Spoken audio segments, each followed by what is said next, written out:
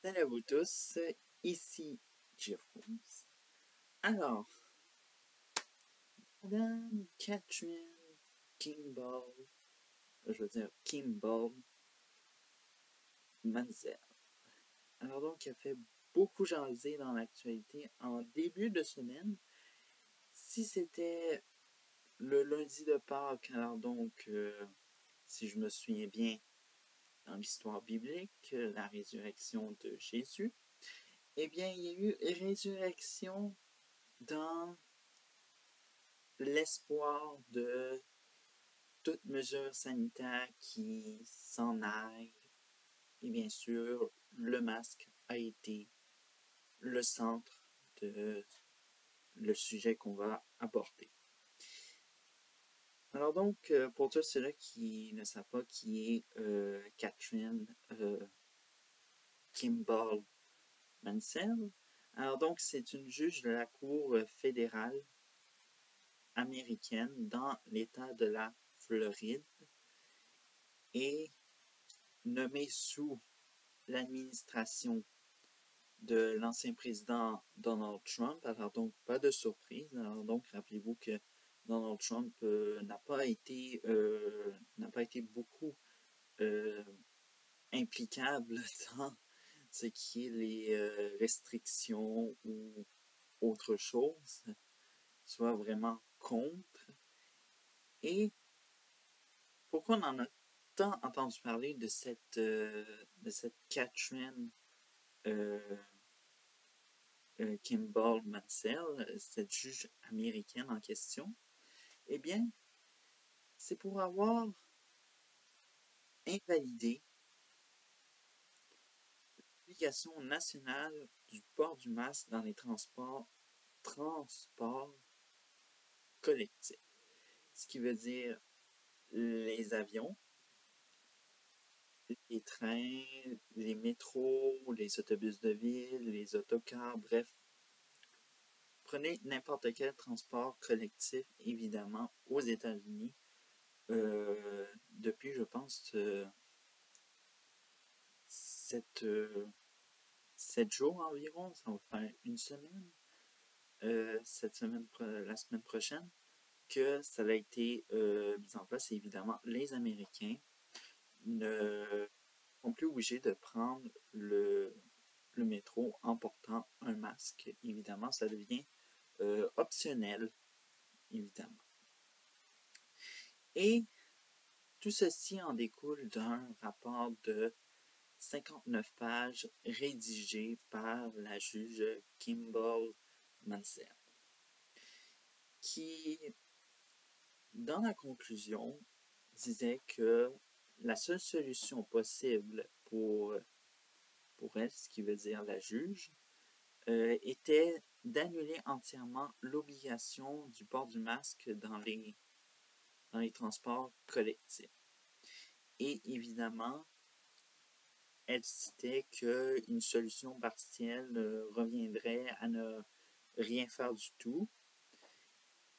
Et elle cite en grande pompe et avec imposition envers les autorités de la santé que puisque notre système, le système américain, ne permet pas aux agences d'agir illégalement, même à des fins bénéfiques, la Cour déclare l'obligation du port du masque illégale et l'annule.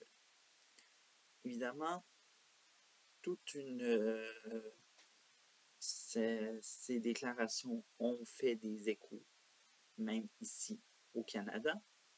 Et évidemment, cela a fait que le Canada est devenu à nouveau sévère dans ses règles sanitaires au niveau du transport. Il faut savoir que, évidemment, on va en avoir parlé dans les réactions, ça l'a fait beaucoup réagir. Et, évidemment, un rappel que, évidemment, le fait d'être au Canada super strict dans les règles sanitaires dans le milieu du transport ne date pas de loin. Ça date depuis la fin qu'on réclame que le Canada change un peu sa manière et ses règlements de transport. Et même avant le 1er avril, retournons dans le temps. Avant le 1er avril, il fallait obtenir un test négatif à la COVID-19 pour rentrer ou arriver au Canada. Et en effet, bref, la plupart des pays, dont des pays du G7, ce n'était plus obligatoire de présenter un test négatif à la COVID-19. Mais le Canada, lui, continuait. Et bien sûr, ça a été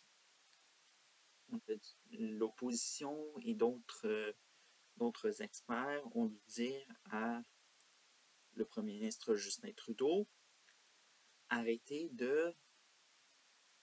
cette obligation de présenter un test négatif à la COVID-19. Et c'est avec lenteur que ceci s'est produit et depuis le 1er avril, ceci n'est plus obligatoire au Canada. Mais évidemment, ce qui s'est passé avec la décision de Catherine Kimball Mansell, cela a à nouveau affolé le gouvernement. Et évidemment, les réactions, elles sont, disons-le, un peu dures, évidemment, et évidemment donnent à nouveau mauvaise image au gouvernement canadien. Du côté du ministre fédéral des Transports, on dit, donc Omar Alghabra, a répondu qu'il n'y aurait aucun changement, que ce soit pour les avions et les trains. Et du côté du premier ministre Justin Trudeau, eh bien, on dit qu'on va suivre la science, mais dans quel sens suivre la science? Alors donc, est-ce que ce sont les abus ou ce sont des faits véridiques? Évidemment, parce que il faut s'entendre qu'on ne voit plus vraiment la docteure Theresa Tam ou sinon l'autre, j'ai oublié son nom, mais évidemment, on ne les voit plus, évidemment. Alors donc, très difficile de suivre la science lorsque les spécialistes ne sont pas en conférence de presse, et bref. Donc, super difficile, et évidemment, l'opposition a réagi, et évidemment, notamment plus le Parti conservateur, a demandé des explications plus claires, évidemment. Parce que, évidemment, juste dire suivre la science, qu'est-ce que vous voulez qu'on fasse? Évidemment. Et du côté des États-Unis, alors donc, il y a eu très peu de réactions. C'est pas parce que ça n'a pas fait. C'est pas parce que ça n'a pas fait beaucoup réagir, c'est juste que certains se sont conservés une réserve, même une gêne presque, notamment le département de la justice fédérale qui a refusé de commenter, et la seule réaction qu'on a, c'est la porte-parole de la Maison-Blanche, Jen Psaki. Mon Dieu, elle a un nom assez bizarre. Juge cette décision de cette dernière décevante. Et évidemment, il y aura des démarches sûrement pour remettre à l'ordre cette obligation national du port du masque. Donc, ce qui conclut ce premier sujet, et évidemment, si on retourne chez nous, évidemment, il y a eu prolongement du port du masque au Québec. Alors donc, pas besoin de vous répéter de qu'est-ce qui se passe, évidemment. Alors que certaines provinces et certains territoires ont décidé tout simplement de déconfiner, enlever le passeport vaccinal, ce qui est fait au Québec. Le port du masque, qui n'est pas fait, mais en effet prolongé, évidemment, lors d'une conférence de presse qui a été faite jeudi dernier avec le directeur de la santé publique du Québec, le Dr Luc Boileau, qui a dit que ça allait être jusqu'au 15 mai, soit la mi-mai. Alors donc, évidemment, le 30 avril, oubliez ça. Évidemment, très triste, mais qu'est-ce que vous voulez. Et évidemment, l'urgence sanitaire qui est des faits, certaines provinces ou territoires se sont défaits déjà. Dernière en liste qui l'a fait, c'est le Nunavut. Et prochainement, on va en parler. C'est une province, évidemment. Mais bref, le Québec a décidé d'en faire une loi. Et de maintenir ça jusqu'à la fin 2022. Bref, alors donc, manière très bizarre et aussi, on peut dire, isolation du Québec, que ce soit du reste du Canada ou même du reste de l'Amérique du Nord, parce qu'on voit que même si les États démocrates, le président Joe Biden qui est démocrate, fait tomber les masques, davantage déconfine. Et on voit que du côté du Québec, eh bien, c'est isolation totale. Alors donc, on est très triste et évidemment, qui dit isolation dit de plus en plus de manifestations de type Freedom Convoy, évidemment, Convoi de la liberté, qui s'est produit récemment à Montréal. Évidemment, ça a fait l'actualité hier. Et si on revient pour le prolongement du port du masque, imaginez que c'est cette semaine que l'île du Prince-Édouard va s'en défaire, soit le 20 avril, soit le jeudi qui s'en vient. Et évidemment, autre chose qui pourrait de plus en plus se faire ressentir, c'est à quel point que cette fatigue, évidemment, pourrait devenir un danger économique pour le Québec. Évidemment. Parce que, évidemment, c'est peut-être une petite minorité. On peut s'entendre. Mais, des fois, la minorité peut devenir une majorité. Et quand on voit les provinces voisines, que ce soit le Nouveau-Brunswick, l'Ontario, l'Ontario,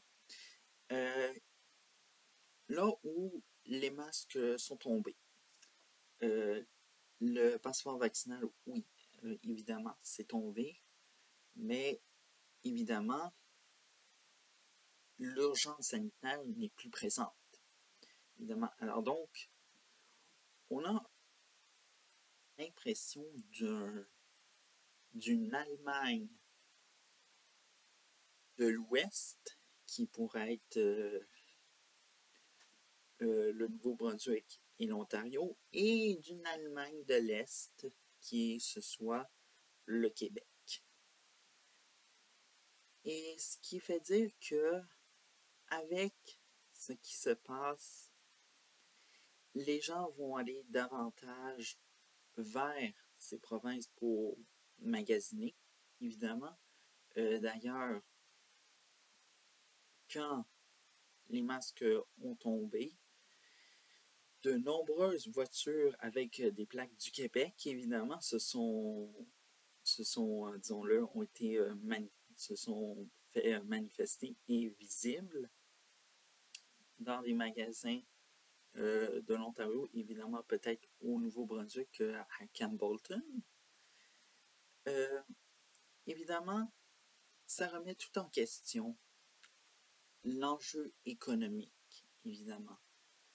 Et les pertes pourraient se manifester petit par petit. Évidemment, on n'en parle peut-être pas parce que c'est ça, mais évidemment, n'oublions pas que le 27 avril, qui est toujours prévu, l'Ontario va rentrer dans sa phase de l'élimination de toutes les restrictions sanitaires liées à la COVID-19. Et évidemment, c'est ce qui va augmenter ce danger économique. Alors donc, je vous laisse faire votre point dans les commentaires de ce que vous en pensez. Et bien sûr, avant de vous quitter et pour une prochaine vidéo, de liker, partager et même de vous abonner parce que je parle d'actualité et évidemment de autre chose. Et bref, alors donc, ciao.